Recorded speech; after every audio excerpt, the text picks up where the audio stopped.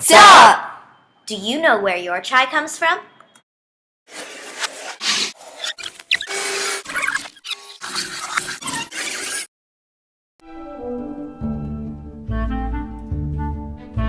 Chai is an essential part of Indian hospitality. Guests at Indian households are sure to receive a welcoming cup of chai, or three. During our own homestay experiences living with farming families in the rural village of Arjunpura, we never went a day without a stomach full of tea. But how could we consume so much chai without knowing its origins? Team Milk and Team Spice. On a mission to find where your chai comes from. Milk is the largest component of chai. Haley and Catherine set off to find out where it comes from. Luckily, they only had to travel as far as their own family farm. Step 1. The grass. First, we use the sickle to cut the pesticide-free grass that will provide the cows with the nutrients they need to produce milk. Now we tie the grass in a bundle for easy transportation and carry it on our heads from the field to the farm.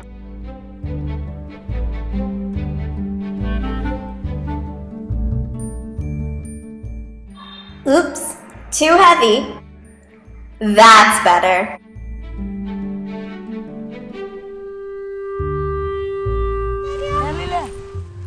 Well, now, she's just showing off.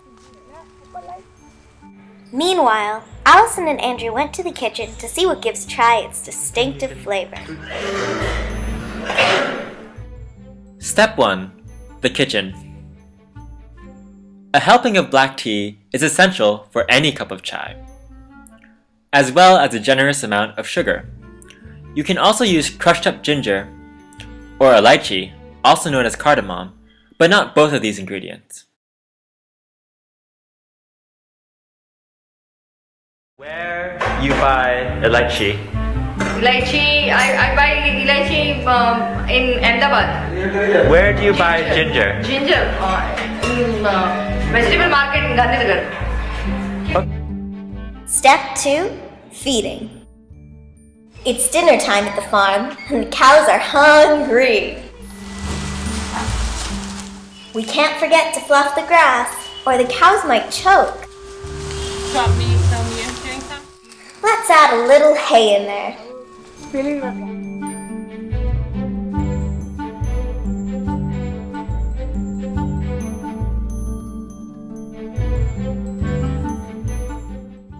Step 2. The bazaar.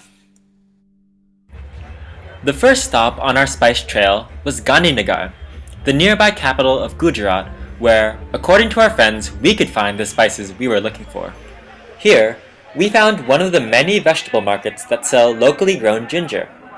All the produce in these markets is grown by small-scale farmers in villages surrounding Gandhinagar, making ginger the freshest spice in our chai. Next, we found a small spice store that sells elaichi, or cardamom, as well as ginger. We asked the owner about the original source of these spices. Where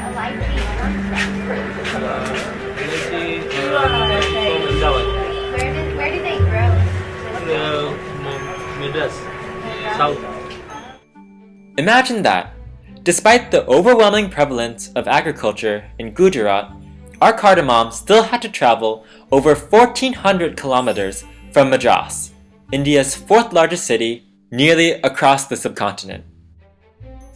Next, we asked the shopkeeper about where to find our next ingredient, black tea. Buy black tea at the supermarket? Can you buy fresh black tea? Fresh? Can you buy it fresh or no? Everyone buys fresh. Step 3. Milking.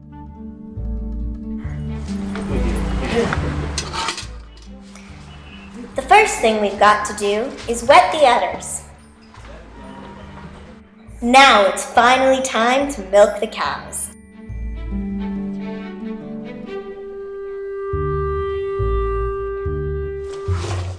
Man, this really hurts your thumbs.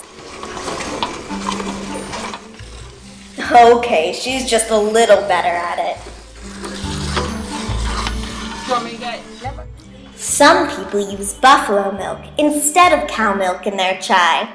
Buffalo milk has twice the fat and sells for twice as much at market. Unfortunately, buffalo are too dangerous for us to milk. Step 3. The supermarket. Several kilometers and middlemen later, we've traced our final ingredients, black tea and sugar, to the supermarket. It turns out that, like cardamom, black tea has to travel long distances before reaching our hands. This black tea comes from Madhya Pradesh, a surprising 870 kilometers away. We learned that sugar is also imported from far away.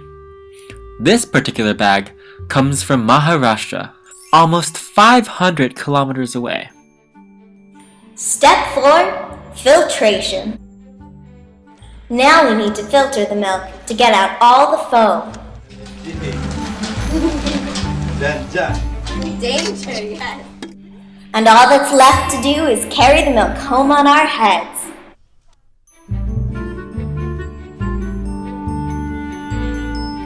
Altogether, Team Spice traveled 2,735 kilometers. And Team Milk traveled a grand total of 0. How does 1 cup of chai contain ingredients from as close as our backyard and as far as across the country? Why do ingredients like cardamom and black tea have to travel so far to get to a farming community? And how does the petroleum involved in their transportation affect the environment? How can non-farmers gain access to milk as sustainably as we did? If an agricultural society like India can't make a sustainable cup of chai, then what does that say about the industrial world? Is it possible for any cup of chai to be sustainable? Why don't we discuss these questions over a cup of tea?